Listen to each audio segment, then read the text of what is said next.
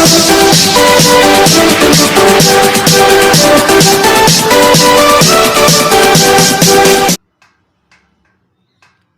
Friends, आपका स्वागत है हमारे यूट्यूब चैनल डिफेंस अड्डा क्लासेस में। यदि आप हमारे चैनल पर नए हैं तो चैनल को लाइक करें, सब्सक्राइब एंड शेयर अवश्य कीजिएगा। तो चलते हैं अपने प्रैक्टिस सेट की ओर। तो स्टार्ट करते हैं।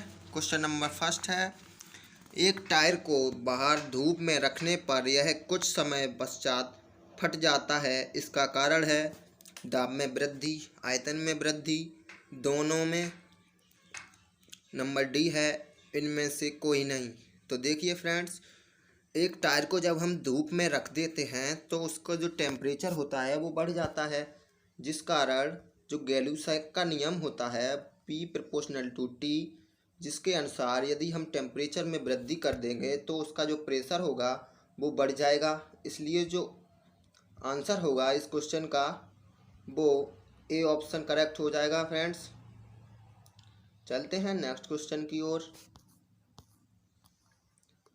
एक कार्नो इंजन के सिंक का ताप 27 डिग्री सेंटीग्रेड है एवं दक्षता 25% है, तो स्रोत का ताप क्या होगा? ये वेरी इंपॉर्टेंट क्वेश्चन है फ्रेंड्स, इसको करके देखिएगा आप लोग। तो हम करते हैं इसको। जो इसकी दक्षता है वो 25% दी गई है, अर्थात ईटा इक्वल टू 25%। इसको जब परसेंटेज से हटाएंगे तो 100 का भाग लगा देंगे तो 1/4 ईटा का वैल्यू हो जाएगा। वहीं जो सिंक का ताप है T2 equal to 27 degree centigrade दिया है। जब इसको केल्विन में चेंज करेंगे तो 273 ऐड कर देंगे तो जो T2 की वैल्यू हो जाएगी वो 300 केल्विन हो जाएगी। वहीं T1 का मान पूछा है स्रोत का ताप, तो T1 इक्वल टू क्या, क्योंकि दक्षता जो होती है वो 1-T2/T1 होती है। तो दक्षता हमने निकाल चुके हैं, 1/4 दी है इक्वल टू 1-T2/T1। तो T2/T1 equal to 1-1/4 date is 3/4 हो जाएगी फ्रेंड्स। तो जो T2/T1 की वैल्यू आई है वो 3/4 आई है, इसलिए जो T1 की वैल्यू है वो T1 इक्वल टू 4/3 T2 हो जाएगी। T2 की वैल्यू उसने दी है 300 केल्विन, तो 3 से जो 300 को कैंसिल आउट करेंगे तो 100 बचेगा, इसलिए 400 केल्विन T1 का मान आ जाएगा। अब यदि हम इसको सेंटीग्रेड में चेंज करेंगे तो C इक्वल टू K-273 होता है फ्रेंड्स। तो K की वैल्यू आई है 400 - 273। जब इसको सॉल्व करेंगे तो 127 डिग्री सेंटीग्रेड आ जाएगा, इसलिए जो ऑप्शन है वो सी करेक्ट हो जाएगा। चलते हैं नेक्स्ट क्वेश्चन की ओर। नियत त्वरण G से नीचे उतरती लिफ्ट में सरल लोलक का आवर्तकाल है T equal to 2π√L/G। B option है T equal to 2π√L/2G। C option 0, D option infinite. तो जब नियत त्वरण से जो लिफ्ट है वो नीचे की ओर आती है तो उसका जो त्वरण होता है A equal to G minus A होता है फ्रेंड्स। तो जब हम इसको, क्योंकि वह नियत त्वरण से आ रही है तो A इक्वल टू भी G हो जाएगा, इसलिए यदि हम इसका वैल्यू निकालेंगे तो AT इक्वल टू 0 आ जाएगी। इसलिए आवर्तकाल का फॉर्मूला क्या होता है 2π√L/G। जी की जगह G माइनस ए है जो कि क्या है 0 है। यदि इसकी 0 वैल्यू रख देंगे तो टी का जो मान है वो इनफाइनाइट आ जाएगा फ्रेंड्स। तो जो डी ऑप्शन है वो करेक्ट हो जाएगा। चलते हैं नेक्स्ट क्वेश्चन की ओर फ्रेंड्स। एक ध्वनि तरंग की आवृत्ति n तथा वेग v है। यदि आवृत्ति को बढ़ाकर 4n कर दिया जाए तो तरंग का वेग होगा v, 2v, 4v, v/4। तो देखिए फ्रेंड्स, इसका जो ऑप्शन होगा वो ए करेक्ट होगा। क्यों होगा? क्योंकि जो ध्वनि का जो वेग होता है वो आवृत्ति पर डिपेंड नहीं करता है फ्रेंड्स, आवृत्ति पर डिपेंड ही नहीं करता है, इसलिए जो इसका ऑप्शन होगा वो ए करेक्ट हो जाएगा। चलते हैं नेक्स्ट क्वेश्चन की ओर। बहुत ही इम्पोर्टेंट क्वेश्चन है फ्रेंड्स। अनाद की स्थिति में धारा एवं वोल्टेज के मध्य कलांतर क्या होगा? वो 0 होगा फ्रेंड्स। बेहद इम्पोर्टेंट क्वेश्चन है।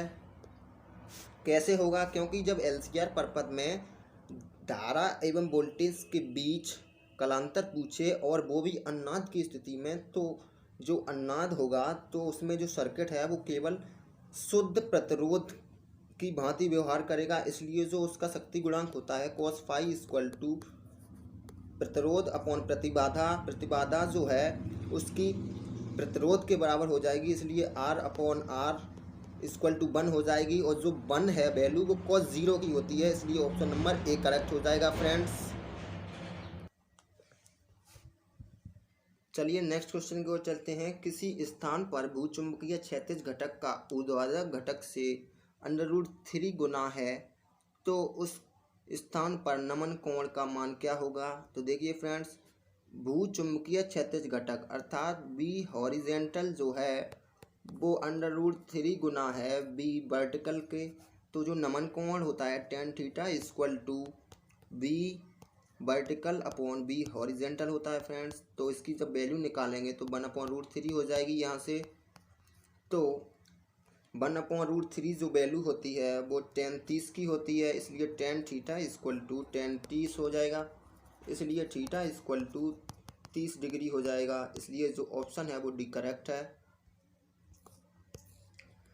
यदि फोटोन का वेग c एवं आवृत्ति न्यू हो तो इसकी तरंग दैर्घ्य होगी hc/e, h new upon c, h new upon c square, h new. तो देखिए फ्रेंड्स, जो फोटोन की एनर्जी होती है वो E इक्वल टू hc/λ होती है, इसलिए जो लैम्डा इक्वल टू hc/E आ जाएगा, इसलिए जो इसका ऑप्शन होगा वो ए करेक्ट हो जाएगा। चलते हैं नेक्स्ट क्वेश्चन की तरफ। पी प्रकार के अर्धचालक में बहुसंख्यक आवेश वाहक हैं। ऑप्शन नंबर ए दिया है इलेक्ट्रॉन, बी है प्रोटॉन, सी है होल और डी है न्यूट्रॉन। तो देखिए फ्रेंड्स, जब पी प्रकार के अर्धचालक में हमेशा बहुसंख्यक वाहक जो होते हैं वो होल होते हैं, क्योंकि पी प्रकार का जब अर्धचालक हम बनाते हैं तो उसमें गैलियम या एल्यूमिनियम या इंडियम अर्थात त्रिसंयोजी अशुद्धि को मिला करके बनाते हैं, तो उसमें जो बहुसंख्यक वाहक जो होते हैं वो होल होते हैं, वहीं अल्पसंख्यक वाहक इलेक्ट्रॉन होते हैं। तो चलते हैं नेक्स्ट क्वेश्चन की तरफ। बेहद इम्पोर्टेंट क्वेश्चन है ये वाला, और हर वर्ष हर एक बार आया है ये वाला क्वेश्चन, तो करते हैं इसको। किसी पदार्थ का अर्धायु काल अर्थात T½ इक्वल टू 3.8 दिन दिया गया है फ्रेंड्स, तथा इसकी मात्रा जो है अर्थात प्रारंभिक मात्रा जो है 10.38 ग्राम दी गई है। तो शेष मात्रा पूछी है 19 दिन बाद, तो टोटल समय दिया है 19 दिन, तो शेष मात्रा n0 हो जाएगी, n हो जाएगी सॉरी, जो प्रारंभिक जो मात्रा दी है वो n0 दी गई है। तो इसको सॉल्व करते हैं। बिकॉज अर्धायुओं की जो संख्या होती है, आयुओं की जो संख्या होती है small n equal to total समय अपॉन अर्धायु काल होता है, इसलिए इसकी वैल्यू रख देंगे। टोटल समय 19 दिया है, वहीं T½ की वैल्यू 3.8 दी है। जब हम इसको सॉल्व करेंगे तो n इक्वल टू 5 आएगा। बिकॉज रदरफोर्ड सोडी का जो नियम होता है n इक्वल टू n0 1/2 की पावर n होता है, इसलिए n/n0 इक्वल टू 1/2 की पावर n की वैल्यू 5 दी है, इसलिए n equal to n0 into 1/2 की power 5। It means n equal to जो है n0 की वैल्यू दी गई है 10.38, वहीं 1/2 की पावर 5 की जो वैल्यू हो जाएगी वो 32 हो जाएगी। जब इसको हम सॉल्व करेंगे तो 0.32 ग्राम आ जाएगा। 19 दिन पश्चात शेष पदार्थ की मात्रा 0.32 ग्राम होगी, इसलिए जो इसका ऑप्शन है वो बी करेक्ट हो जाएगा फ्रेंड्स। चलते हैं नेक्स्ट क्वेश्चन की ओर। एक प्लेट आवर्तकाल T से दोलन कर रही है, अचानक एक अन्य प्लेट प्रथम प्लेट पर रख दी जाती है, तो इसका जो आवर्तकाल है वो घटेगा बढ़ेगा नियत रहेगा, उपरोक्त में से कोई नहीं। तो देखिए फ्रेंड्स, जो प्लेट का आवर्तकाल का फॉर्मूला होता है 2π√L/g होता है। अब इस प्लेट पर चाहे कितनी भी हम प्लेट रख दें, वो हमेशा किस पर डिपेंड करेगा? लंबाई पर और गुरुत्वीय त्वरण पर। वो द्रव्यमान पर तो इफेक्ट करता नहीं है, ना ही किसी पर निर्भर करता है। इसलिए जो आवर्तकाल है वो हमेशा उसकी लंबाई और गुरुत्वीय त्वरण पर निर्भर करता है।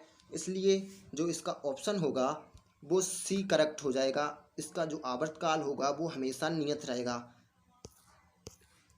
किसी तरंग में दो लगातार सुरंगों के बीच कालांतर कितना होता है? π/2, 2π, 4π। तो देखिए फ्रेंड्स, मान लो ये कोई तरंग चल रही है, तो इसमें जो अधिकतम विस्थापन हो रहा है इसको हम हमेशा सुरंग कहेंगे। वहीं जो मिनिमम विस्थापन होगा, देखिए ये वाला, यहाँ से यहाँ वाला, इसको हमेशा गर्त कहते हैं। और इसके जो बीच की दूरी होती है वो लैम्डा के बराबर होती है।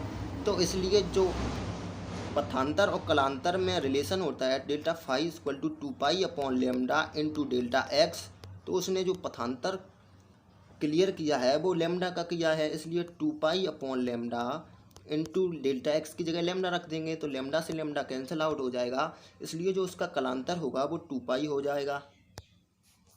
चलते हैं नेक्स्ट क्वेश्चन की तरफ, और आज का अंतिम क्वेश्चन है, पूर्ण दृढ़ वस्तु के पदार्थ का यंग मापांक होता है 0, इनफाइनाइट, 1 × 10⁻10 न्यूटन पर मीटर स्क्वायर, 10 × 10⁻10 न्यूटन प्रति मीटर स्क्वायर।